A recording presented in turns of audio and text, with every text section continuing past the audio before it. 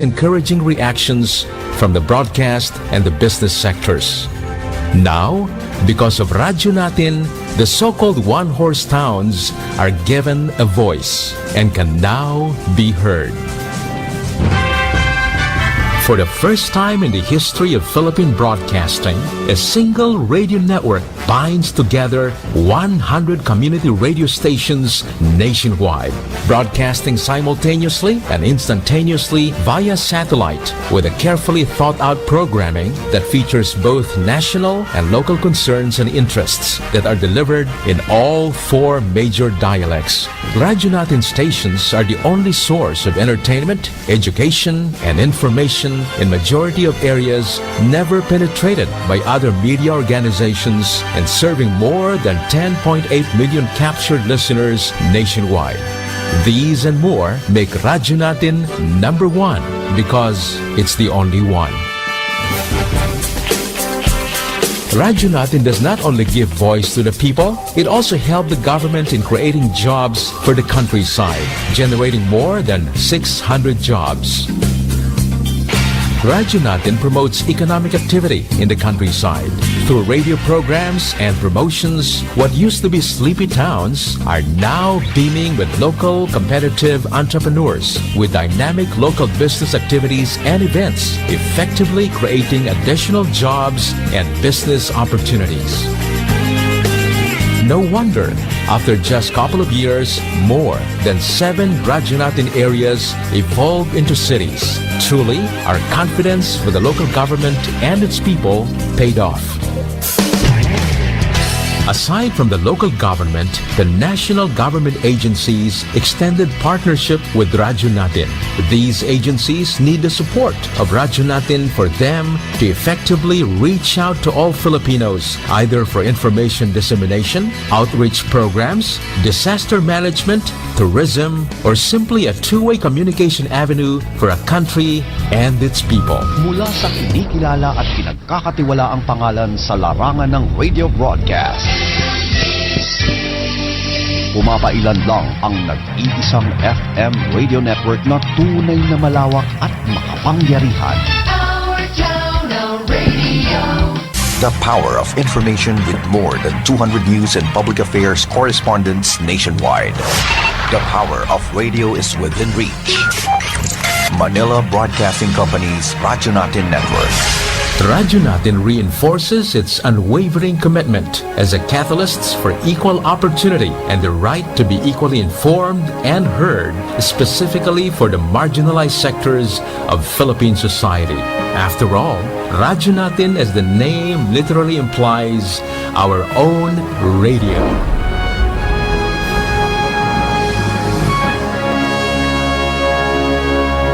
DXTC 95.9 Radyo Natin FM of Manila Broadcasting Company, MBC Media Group is a proud member of the KBP, Kapisanan ng mga Broadcaster ng Pilipinas, in partnership with the Cotabato Institute of Technology, Foundation Incorporated, KITSP.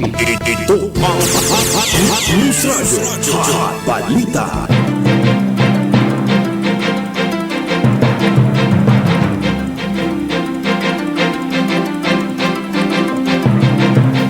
DXTC 95.9 na Radyo Natin FM Cotabato City sa proud member of the KBP, Kapisanan ng mga Broadcaster ng Pilipinas of MBC Manila Broadcasting Company or Media Group. Itama po ang inyong mga oras sa buong kapuluan. 7 minuto makalipas ang alas 7 ng umaga. Bismillah, assalamualaikum. Ang kapayapaan ay sumasa inyong magandang umaga, Bangsamoro. Welcome aboard sa Hot Balita alas 7. Ngayon ay araw ng Biyernes, ika-30 sa buwan ng Enero 2026. Sa ngalan po ng aming butihing station manager, sa aming admin officer at sa aming news head, ako po ang inyong makakasama sa loob ng 30 minuto. Radyo Natin, Caroline Abbas. 7 minuto nakalipas ang alas 7 ng umaga at ang oras na natin sa inyo ng Cotabato Institute of Technology Foundation Incorporated at ng Al Rais Coca-Cola Ventures Corporation sa pamamahala ni Manager Abidin E. Ali. At hatid din sa inyo ng Green Pharmacy. Para sa mga preskong gamot, hanapin lamang ang Green Pharmacy na makikita sa tapat lamang ng People's Palace in Suat Avenue, Cotabato City. At also atid sa inyo ng Ministry of Labor and Employment or Molly Barm sa pamahala ni Minister Dato Muslimin G. Sema or Bapamos.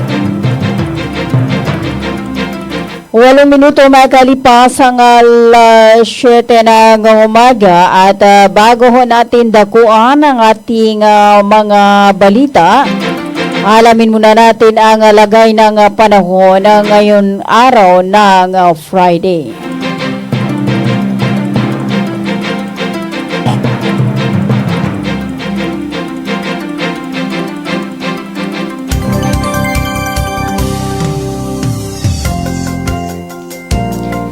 Itama po ang inyong mga orasan, oras sa buong kapuluan, 8 minuto makalipas ang 7 ng umaga at para sa ating ulat panahon ngayong ika-30 sa buwan ng Enero 2026. Ayon sa Pag-asa,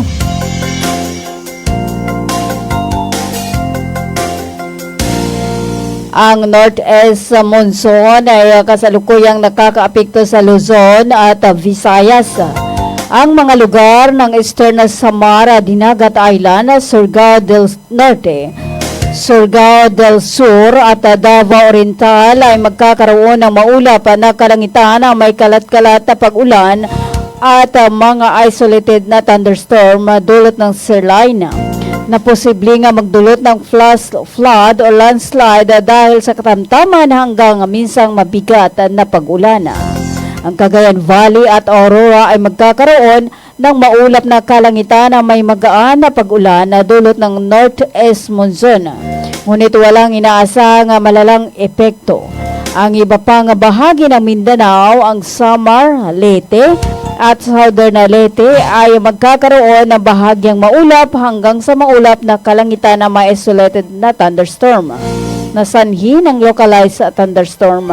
Posibleng magdulot ng flood or landslide kapag maging malala ang bagyo.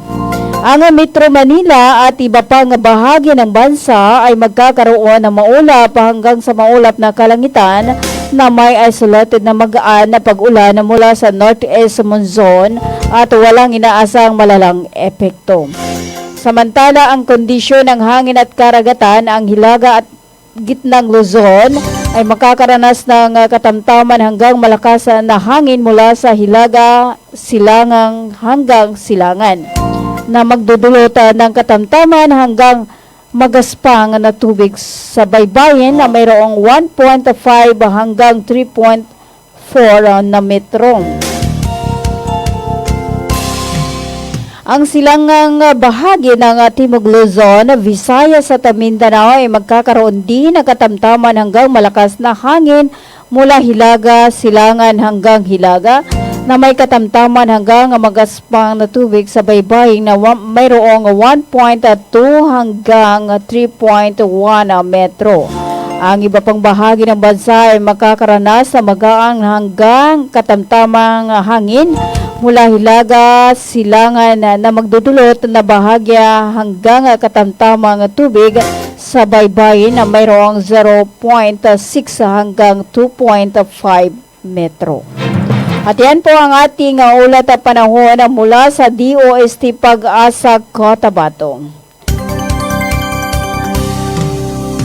At ang ating ulat at panahon ay inihatid sa inyo ng MOST BARM at sa pamahala ni Minister MP Bailing Mantawi at sa buong suporta ni Chief Minister Abdul Rauf Makakua, katuwang ang radyo natin.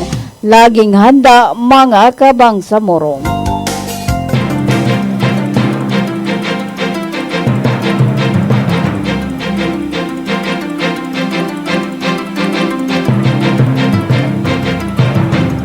Itama po ang inyong orasan, oras sa buong kapuluan na 12 minuto makalipas ang 7 ng umaga. Kayo pa rin ay patuloy na nakikinig sa 95.9 Radyo Natin FM Cotabato City. At para sa ating pangunang balita, kinumpirma na Commission on Election of COMELEC na hindi na matutuloy ang Bangsamoro Parliamentary Election na nakatakdasan ng ganapin sa March 30, 2026. Ito ay dahil sa mga legal na issue at kakulangan sa oras para sa paghahanda. Ayon pa sa Minute Resolution number 26-0071 na inilabas noong January 28, hindi kakayanin ng COMELEC na tapusin ang mga kinakailangang preparasyon na itinakdang panahon. Kabilang dito ang pagsasaayos ng presento, pagprenta ng mga baluta at pagsasanay ng mga eleksyon personnel. Mahalaga ang mga ito upang masiguro ang isang maayos at lehitimong eleksyon. Isa sa mga pangunahing legal na hadlang ay ang Parliament Bill number 415 na nakatali sa Voters Registration Act number 8189. Ayon pa sa batas, hindi maaaring baguhin ang mga presento sa labas ng eleksyon na peryodo. Bukod pa rito, hindi rin na maaaring isagawa ang mga pagpupulong at kombensyon para sa pagpili ng mga sektor representative hanggat walang pinal na schedule batay sa mga desisyon ng Korte Suprema na mga kasong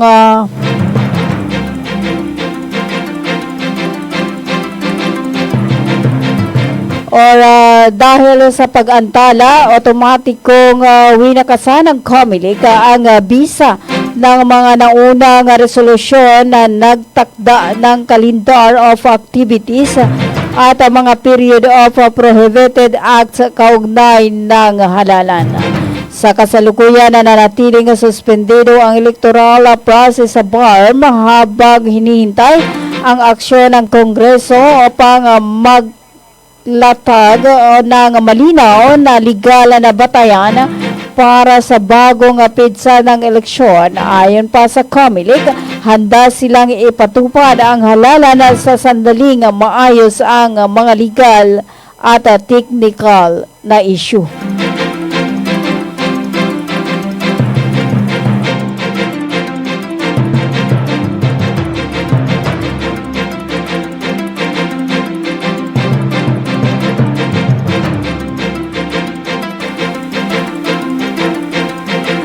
Labing 5 minuto nakalipas ang alas 7 ng umaga at para sa iba pa nating mga balita, formal nang inilunsad ang pamahalaang lungsod ng Cotabato ang rehabilitasyon ng kilalang Cotabato Cave, isang mahalagang yaman ng lungsod. Personal na binisita ni Mayor Bruce Matabalaw ang kuweba upang inspeksyonin ang kondisyon nito at tiyakin ang maayos na implementasyon ng proyekto.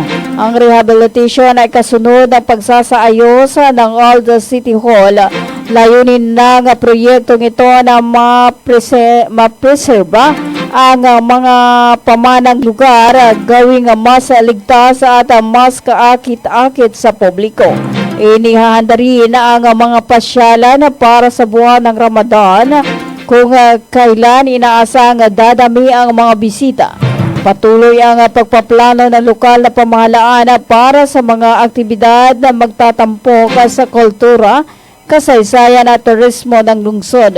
Ayon pa kay Cotabato City Mayor Bruce Matabalaw, ang pagpapaunlad ng turismo ay nagbubukas ng oportunidad para sa mga namumuhunan at nagbibigay ng dagdag na trabaho sa mga residente.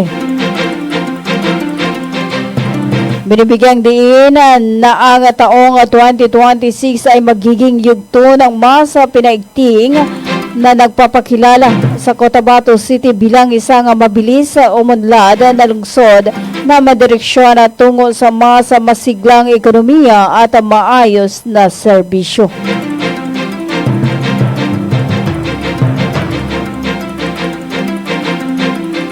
17 minuto makalipas ang alas 7 ng umaga, may 392 buntis at 90 batang malnourished ang nakatanggap ng tulong mula sa tanggapan ni Bangsamoro Parliament. At MOH Minister Dr. Cadel Sinulinding Jr. at Chief of Minister Abdul Rauf Makaku. Ang mga tulong ay kinabibilangan ng bigas, gatas at iba pang food supplies. Ang pamamahagi ay ginawa sa dalawang magkasunod na araw noong ika-26 sa Barangay Batulawan, Malidegaw at ika-27 sa Barangay Poblasyon Pagalungan, Maguindanao del Sur. Ito ay bahagi ng public service activities para sa Moro at non-Moro communities. Tumulong din sa aktibidad ang mga local health officers at nagpapasalamat naman ang mga local official at beneficiaryo sa patuloy na pagtulong ni Dr. Jojo Sinulinding.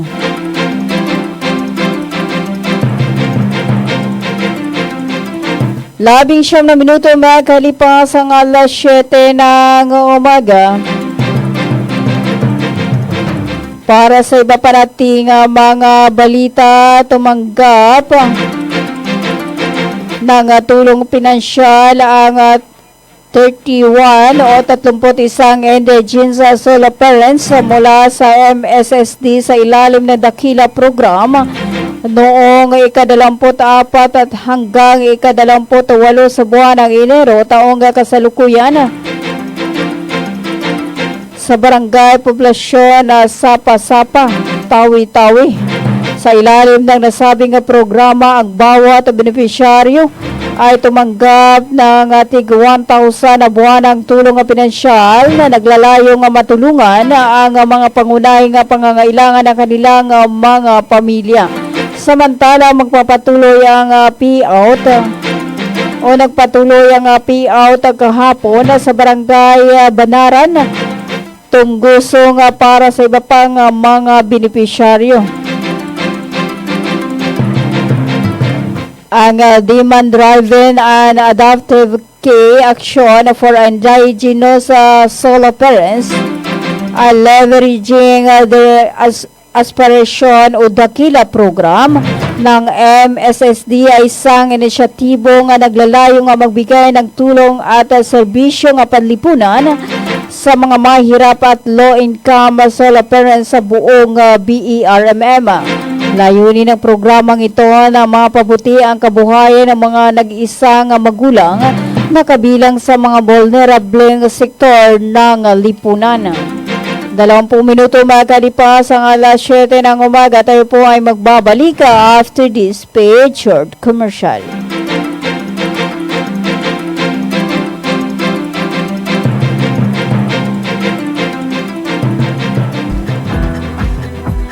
Inihahandog ng Ministry of Labor and Employment, BARMM, sa pamamagitan ng Bureau of Employment, Promotion and Welfare. Mole Job Portal project na binuo para sa mga aplikanteng naghahanap ng trabaho at mga pribadong establishmento, kumpanya at recruitment agencies na nangangailangan ng mga trabahante. Libre. Madali. Ligtas gamitin para sa mga job seekers at employers. Narito ang iilan sa features at function ng online platform system na ito.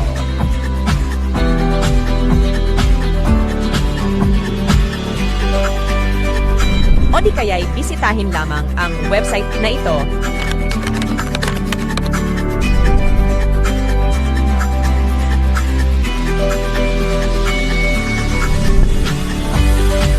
O maaari din i-scan ang QR code sa larawan. Para sa karagdagang impormasyon, bisitahin ang official website ng moleportal.h.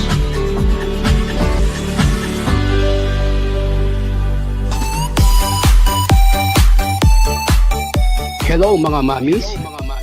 Gusto nyo bang manganak sa dekalidad at libreng paanakan? Halina at puntahan ang Bagwa Lying-in Clinic. Libreng manganak at kasama na ang family planning. Kaya mga mamis, simulan na ang libreng pagpapacheck up. Dito lang yan sa Bagwa Lying-in Clinic, open 24 hours at PhilHealth accredited. Narito ang kanilang mga services offered: family planning, IUD insertion or removal, check-up, pill supply, condom supply, DMPA injection, referrals for bilateral ligation, BTL, natural family planning, NFP method, counseling, maternal and child health, physical exam, breast exam, pelvic exam, prenatal care, postnatal care, pap smear, well body care, immunization, breastfeeding, cord dressing, whey taking, safe, normal, spontaneous delivery, newborn screening. For other services, you may please contact our midwife at landline number 557-4422 or a cellphone number 0917-531-6697. Para sa mga karagdagang katanungan, pwede kayong bumisita anumang oras sa Bagwa Lying-in Clinic at hanapin lamang ang kanilang clinic manager. Ang Bagwa Lying-in Clinic ay matatagpuan sa Kimpo, Bagwa 2, Cotabato City. Owned and managed by Madam Fe Camano Mandi. Tandaan mga mamis, Bagwa Lying-in Clinic.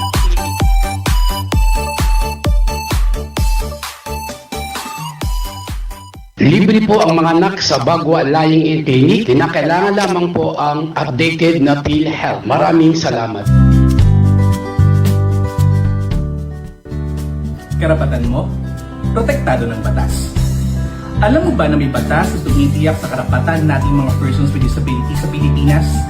Ito ang Magna Carta for Persons with Disability o RA 7277. Tinitiyak nito ang bawat person with disability ay may access sa edukasyon, trabaho, transportasyon, kalusugan at rehabilitasyon. Ayon sa RA 7277, dapat may wheelchair ramps, accessible toilets at sign language interpreters sa mga pampublikong lugar. Sinasabi din sa batas na to na may proteksyon tayo mula sa diskriminasyon sa trabaho, paaralan at serbisyo. Pinalakas pa ito ng RA 9442 para sa dagdag na benepisyo, RA 10070 para sa pagbuo ng Persons with Disability Affairs Office o PDAO sa bawat munisipyo at syudad, at RA 10524 para sa mandatory employment quota o kinakailangan na 1% ng ipa na empleyado ay persons with disabilities. Tandaan, ang kapansanan hindi lang sa karapatang pantao dahil tayo ay may batas na kakampi natin at magpoprotekta sa ating mga persons with disabilities. Karapatan mo, ipanglaban mo. Ang paalaalang ito ay hatid sa inyo ng Access Project. Bumili at manalo ng 300 tips to make a raffle promo sa KCC Mall of Cotabato. May 1 raffle entry sa bawat 200 pesos sa KCC Department Store o 1 raffle entry sa bawat 500 pesos sa KCC Supermarket gamit ang KCC Forever Bonus Card. May chance ka pang manalo ng 40 million shopping money. Milyong exciting prizes. KCC Supermarket, nakabarato. Everything's here at KCC for you. When we crave to have fun, yet our tummies want some, everyone is thinking of a crunch.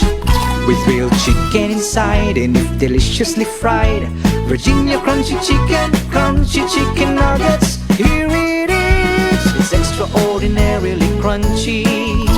Virginia crunchy chicken nuggets. It's real chicken goodness, tasty oh yes, crunchy goodness in every bite. Virginia Crunchy Chicken Nuggets. Your Virginia Crunchy Chicken Nuggets is available nationwide. Head to your nearest Virginia factory outlets and all leading supermarkets. Virginia Crunchy Chicken Nuggets is under Virginia Food Incorporated Crunchy line. Ito ang News Radio Hot Balita.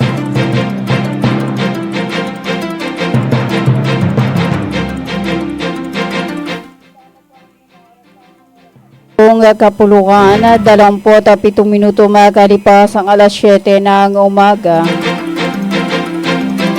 Para sa iba parating mga balita sa kabila ng kalungkutan, itinuring na bayani si Army Corporal Ryan Bagwal ng 90 Infantry Battalion na nasawi sa engkwentro laban sa mga nalalabing membro ng Daula Islamia sa barangay Tuwaya ng Mother Dato Hopper, Maguindanao del Sur noong araw ng Martes.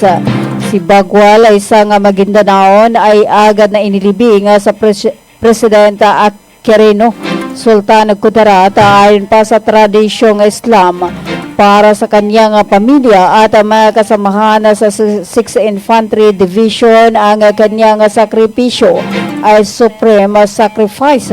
Ayon sa mga lokal na opisyal at pamilya, si Bagwal ay isang bayani dahil sa kanyang dedikasyon sa tungkulin. Isang sundalo rin ang nasugatan sa insidente at kasalukuyang ginagamot sa Campas Yungko Dato Udin Sisuat Maguindanao del Norte.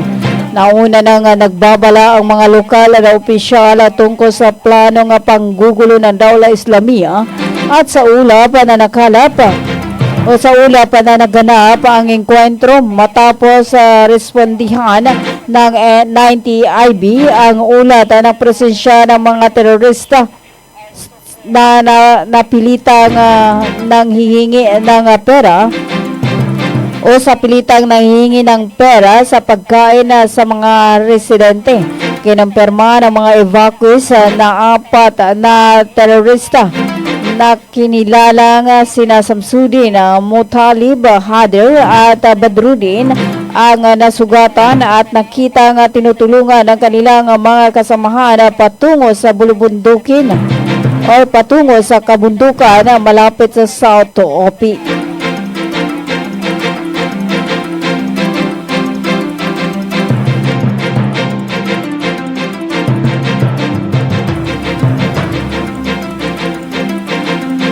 Dalawamput siyam na minuto makalipas ang alas 7 ng umaga.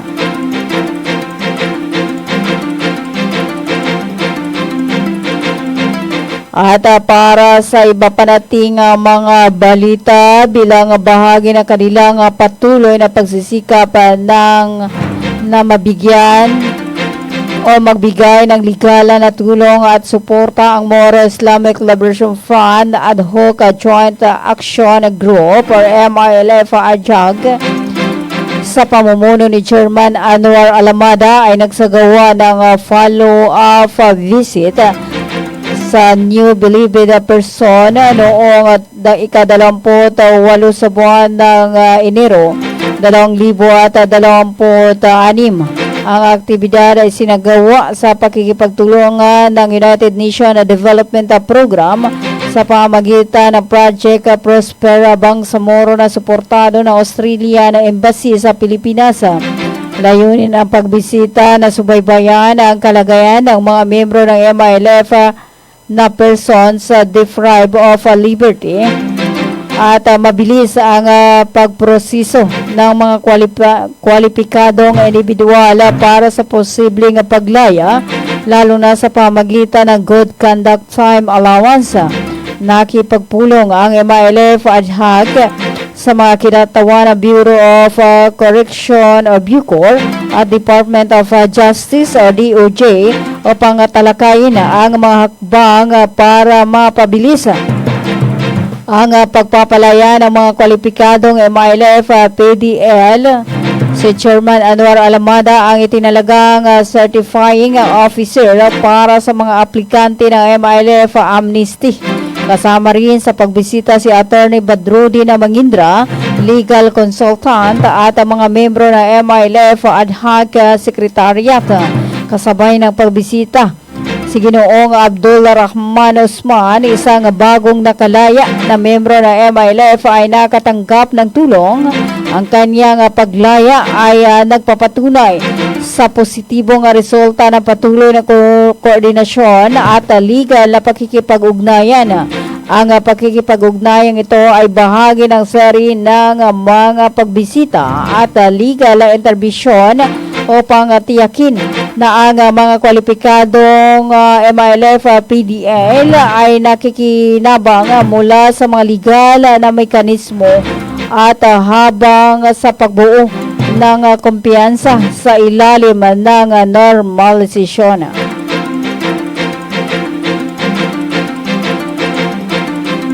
32 minuto makalipas ang alas 7 ng umaga. At yan na po ang kabuuan ng ating hot balita alas 7. Ngayon ay araw ng Biyernes, ika-30 sa buwan ng Enero 2025 or 26. Maraming salamat po sa pagsama sa akin sa loob ng kalahating oras. Sa atin po kay Ma'am Simbay Adam. Hi Ate Ma'am, good morning. Watching from Almonte Extension, Puro Kabuala na Poblasyon 2, Cotabato City. Yan po kay Ma'am Simbay Adam. At maraming salamat po sa pagsama sa akin sa loob ng 30 minuto. Hanggang sa muli sa ganito ring oras at impila na 95.9 na Radyo Natin FM Cotabato City. Sa ngalan po ng aming butihing station manager, sa aming admin officer at sa aming news head, ako po ang inyong kasama Radyo Natin Caroline Abbas. Magandang umaga Central Mindanao, tuloy-tuloy sa pagbabalita, tuloy-tuloy sa serbisyo. Sama-sama tayo Pilipino at sama-sama tayo Bangsamoro.